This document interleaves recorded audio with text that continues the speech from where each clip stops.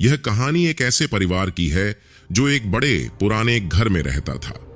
इस घर में कई कमरे थे, लेकिन सबसे खास था ऊपर का एक कमरा, जो परिवार के दादा दादी का कमरा था। उन्होंने इसी कमरे में अपनी जिंदगी का ज्यादातर समय बिताया था।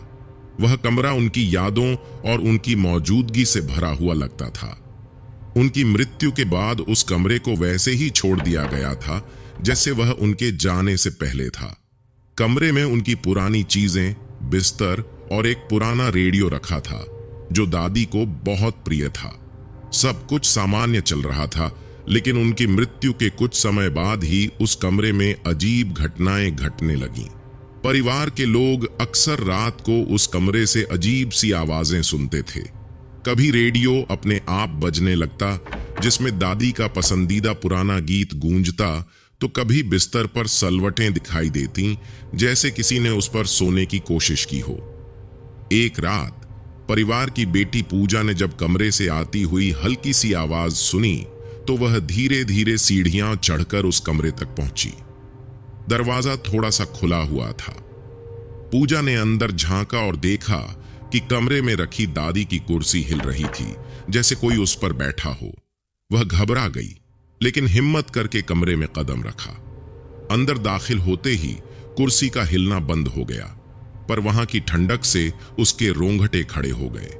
पूजा ने अपने माता पिता को इस बारे में बताया, लेकिन उन्होंने इसे उसका वहम समझकर अनसुना कर दिया। लेकिन कुछ ही दिनों बाद पूजा की मां ने भी अजीब चीजें महसूस करनी शुरू कर दी। एक रात जब वह रसोई में काम कर रही थी, तो उसने महसूस किया कि जैसे कोई उसके पीछे खड़ा है। मुड़ने पर उसे कोई दिखाई नहीं दिया, लेकिन उसे अपने कंधे पर एक ठंडी छुअन का एहसास हुआ। यह एहसास बिल्कुल वैसा ही था जैसा उसकी मां का स्पर्श होता था जब वह उसके कंधे पर हाथ रखती थीं। दिन ब दिन ये घटनाएं बढ़ती जा रही थीं। कभी रात को कमरे से धीमी धीमी हंसी की आवाज आती, कभी कोई गुनगुनाता सुनाई देता। परिवार के छोटे बच्चों ने भी महसूस किया कि कमरे में कुछ अजीब हो रहा है। उन्होंने बताया कि उन्हें अक्सर ऐसा लगता है जैसे कमरे में कोई परछाई है जो उन्हें देख रही है।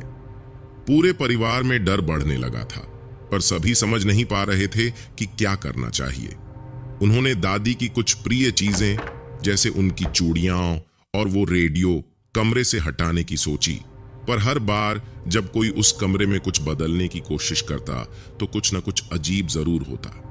एक रात जब पूजा के पिताजी ने रेडियो हटाने की कोशिश की, तो वह अचानक चालू हो गया और दादी का वही पसंदीदा गाना बजने लगा जिसे वह रोज सुना करती थी। इस घटना के बाद परिवार ने तय किया कि वह कमरे में कोई चीज नहीं हटाएंगे। एक रात पूजा ने सपना देखा कि उसकी दादी उसके पास आई है। दादी ने उससे कहा, बेटा, हम बस अपने कमरे में ही रहना चाहते हैं। हमें यहां शांति मिलती है। तुम डरो मत, हम तुम्हें कभी नुकसान नहीं पहुंचाएंगे। उस सपने के बाद पूजा का डर कुछ कम हो गया। उसने समझ लिया कि शायद दादी दादा की आत्माएं अपने उस कमरे में ही बसना चाहती हैं। उस रात के बाद से परिवार ने उस कमरे को अकेला छोड़ दिया और उसे आदर से देखने लगे। धीरे धीरे उन अजीब घटनाओं में कमी आने लगी, जैसे दादी दादा की आत्माएं भी संतुष्ट हो गई हों। अब भी कभी कभी रात में उनके कमरे से वही पुराना गीत सुनाई दे जाता है, पर अब उस गीत में डर नहीं, बल्कि अपनापन और पुरानी यादों की मिठास महसूस होती है।